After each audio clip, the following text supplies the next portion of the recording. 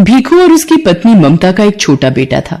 भीखू और ममता सड़कों पर सामान बेचकर गुजारा करते थे और वहीं फुटपाथ पर एक छोटी सी झुग्गी में रहकर गुजारा कर रहे थे।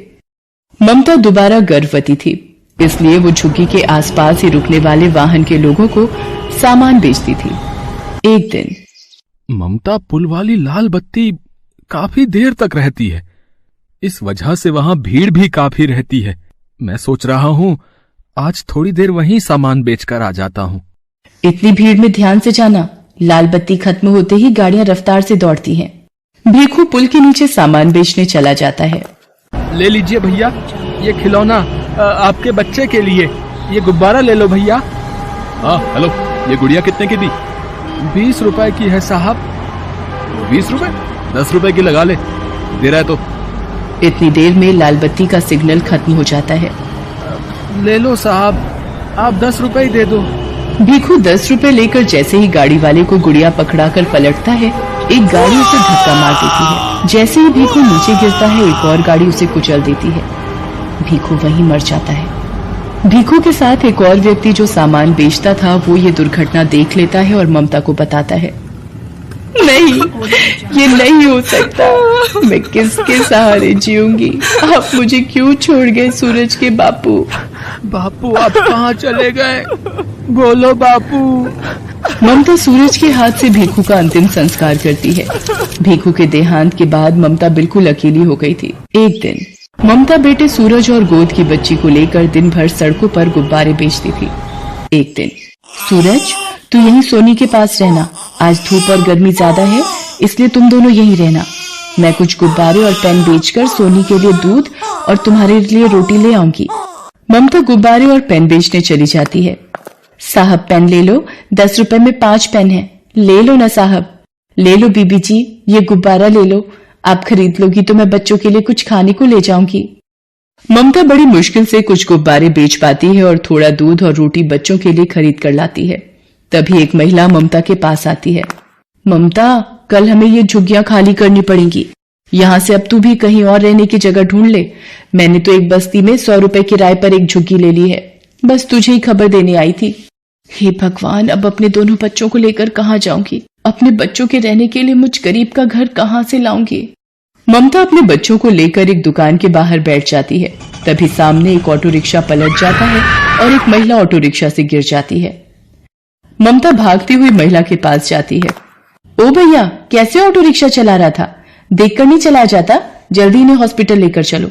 ममता उस महिला को संभाले बच्चों के साथ हॉस्पिटल पहुंचती है।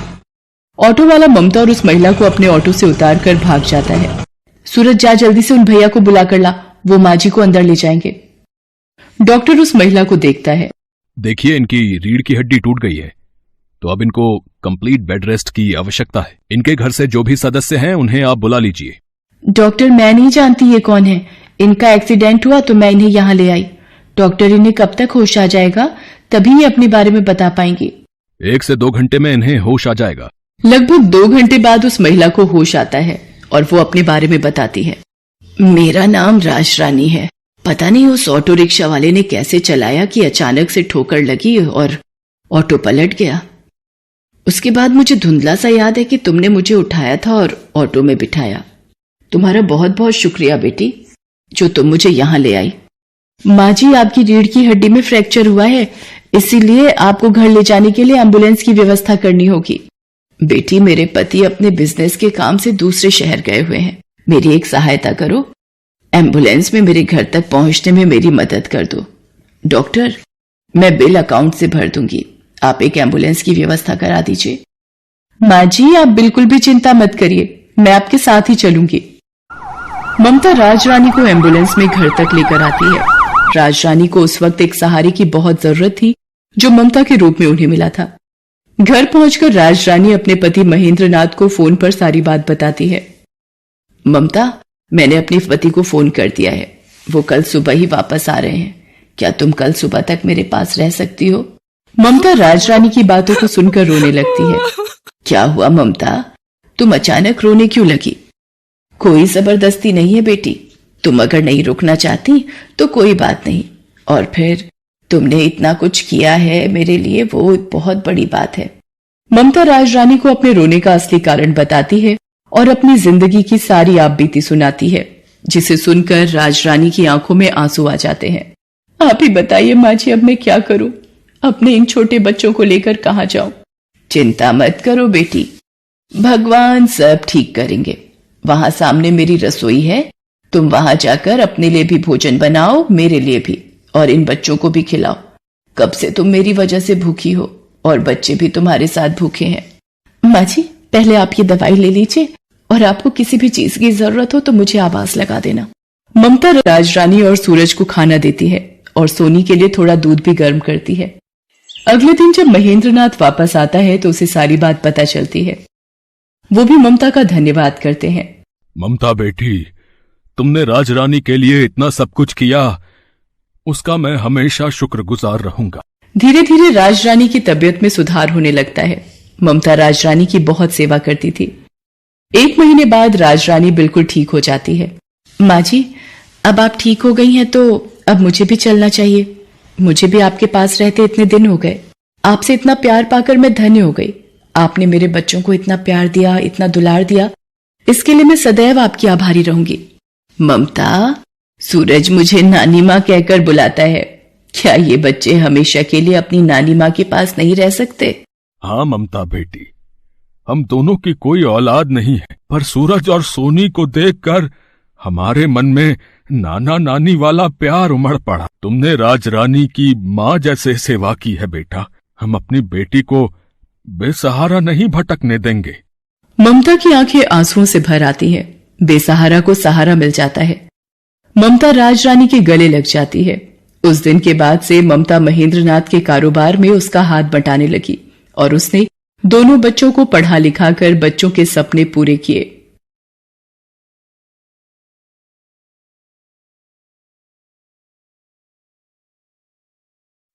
महादेव एक गरीब बूढ़ा मछुआरा था।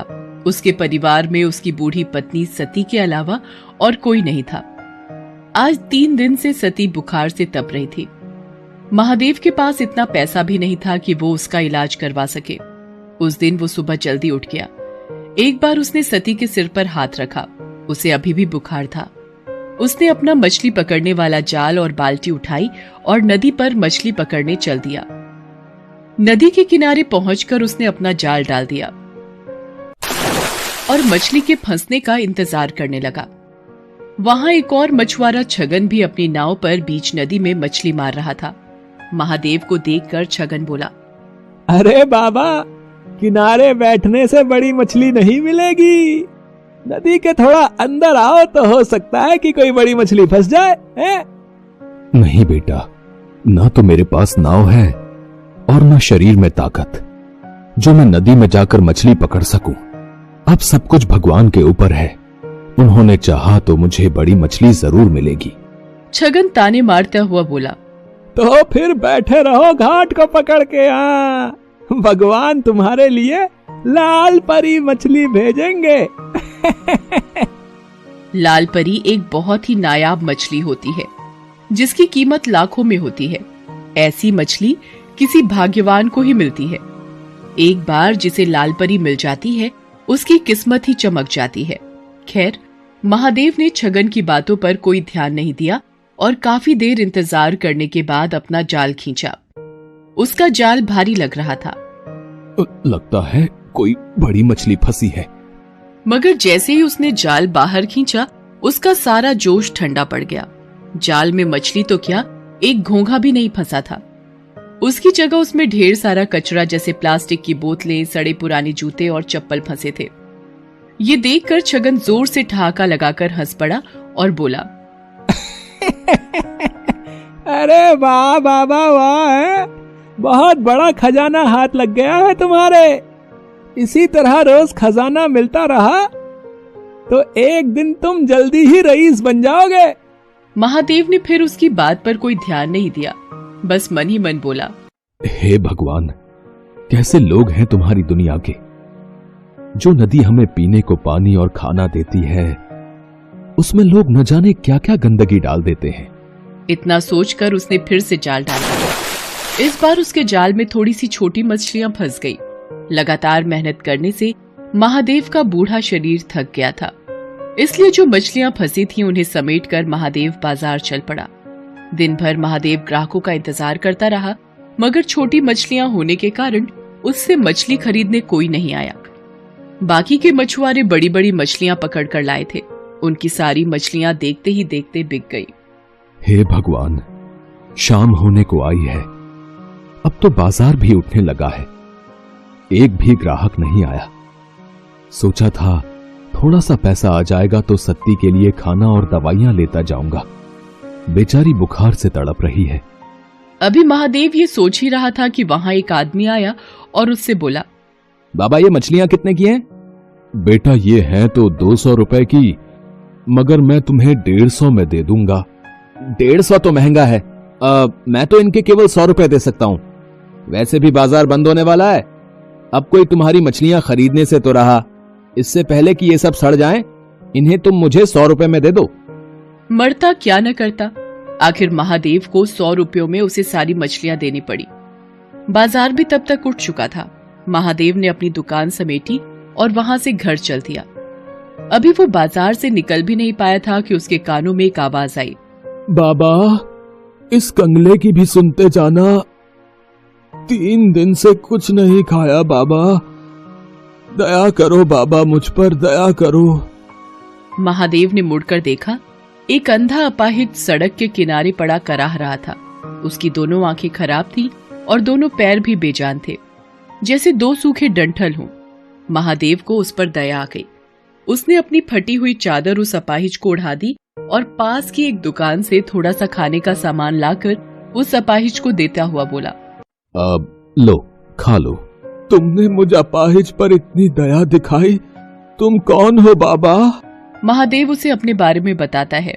तब अपाहिज अपनी झोली से कुछ दाने निकालकर उसे देते हुए कहता है, तुमने बिना किसी स्वार्थ के एक कंगले की मदद की है बाबा, भगवान तुम्हें इसका फल जरूर देगा। लो ये दाने रख लो, कल जाल डालने से पहले इन दानों को नदी में छिड़क देना। महादेव ने दाने लेकर अपने पास रखे और अपनी फटी चादर उस अपाहिज को अच्छी तरह उड़ाकर वहां से घर चला आया। घर पहुंचने पर उसने देखा कि सती की तबीयत अब कुछ ठीक थी। ये देखकर महादेव को थोड़ी राहत मिली। उसने खाना बनाना शुरू किया। उसने अपने लिए थोड़ी सी मछलियां बचा कर रखी थी। उन मछलियों के साथ उसने आज खरीदे हुए थोड़े से चावल और आलू बनाए और सती को खिलाया। सती को खिलाकर सुलाने के बाद जैसे ही वो खाने बैठा, तभी वहां गांव का कुत्ता कालू आ गया। कालू को देखते ही महादेव के चेहरे पर मुस्कान तैर गई। वो कालू को पुचकारते हुए बोला, क्यों कालू बेटा, भूख लगी है? ठहर, अभी तुझे खाना देता हूँ। इसके बाद महादेव ने अपने बचे हुए खाने में से एक हिस्सा कालू के सामने डाल दिया। एक अरसे से महादेव ऐसा ही करता रहा था। वो जब भी खाने बैठता तब कालू वहां आता और महादेव कालू के साथ मिलावट कर खाना खाता। खाना खाकर कालू वहां से चला गया और महादेव भी भगवान का नाम लेकर सो गया। अगली सुबह वो फिर अपना जाल लेकर मछली पकड़ने चल दिया। नदी किनारे पहुंचकर उसे उन दानों की याद आई जो कल अपाहिज ने उसे दिए थे। उसने उन दानों को नदी में बिखेर दिया और फिर वहां अपना जाल डाल दिया। अभी थोड़ी ही देर हुए थे कि अचानक लगा जैसे जाल में कोई भारी चीज फंसी है। महादेव जाल को खींचने लगा, मगर बूढ़ा होने के कारण उससे जाल खींचा नहीं जा रहा था। जैसे तैसे काफी देर की मेहनत के बाद उसने जाल बाहर निकाला। जाल को देखते ही उसकी आंखें चौंधी आ गई। जाल में एक बड़ी सी लाल परी मछली फंसी थी। छगन मछुआरा भी ये सब देख रहा था। लाल परी को देखते ही उसकी आंखें आश्चर्य से फट पड़ी। उसने मन ही मन सोचा, अरे बाप रे, इतनी बड़ी लाल परी है? अगर ये मुझे मिल जाए तो हफ्ते भर की कमाई एक ही दिन में हो जाए। इस बुढ़े से किसी भी तरह ये मछली छीन लेनी चाहिए। उधर छगन की दुष्टता से अनजान महादेव किसी तरह उस मछली को उठाकर वहां से जा रहा था। तभी उसे एक तेज धक्का लगा और वो बुरी तरह जमीन पर गिर पड़ा। मछली भी उसके हाथ से छूट गई। उसे छगन ने धक्का दिया था। उसके गिरते ही छगन तेजी से लाल परी को उठाकर भागा। महादेव चिल्लाया, अरे अरे चोर चोर, पकड़ो पकड़ो, वो मेरी मछली लेकर भागा जा रहा है, कोई पकड़ो उसे। मगर वहां कोई भी नहीं था जो महादेव की पुकार सुनता। लेकिन अगले ही पल ना जाने कालू वहां कैसे आ गया और भागते हुए छगन पर टूट पड़ा। उसने कई जगह छगन को काट खाया। छगन दर्द से चिल्ला उठा। उसका चिल्लाना सुनकर आसपास के रहने वाले लोग वहां भागे आए। इतने सारे लोगों के सामने अपनी पोल खुलने के डर से छगन लाल परी को वहीं छोड़कर भाग गया। तब तक महादेव भी वहां पहुंच गया। लोगों ने उस मछली को महादेव को सौंप दिया। मछली बहुत बड़ी है, इसे काटकर इसका थोड़ा सा हिस्सा मैं अपने लिए भी रख लूं तो भी बाकी हिस्सों की बाजार में अच्छी कीमत मिल जाएगी मुझे। ये सोचकर महादेव मछली को घर लाया और जैसे ही उसने उस मछली को काटा, उसके पेट से नींबू के आकार और सुर्ख लाल रंग का माणिक पत्थर रूबी निकला। माणिक को देखते ही महादेव की आंखें चौंधी आ गई। हे भगवान, इतना बड़ा माणिक पत्थर, इसकी कीमत तो लाखों में होगी। इसे पाकर तो मुझे सारी जिंदगी कोई काम करने की जरूरत नहीं पड़ेगी।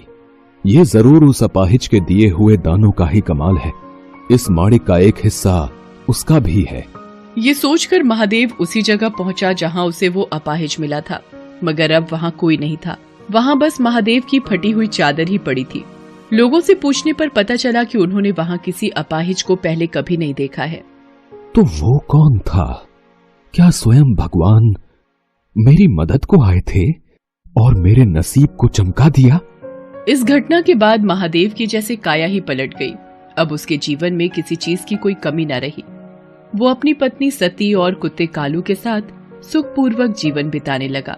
साथ ही साथ दिल खोलकर दीन दुखियों की मदद भी करने लगा।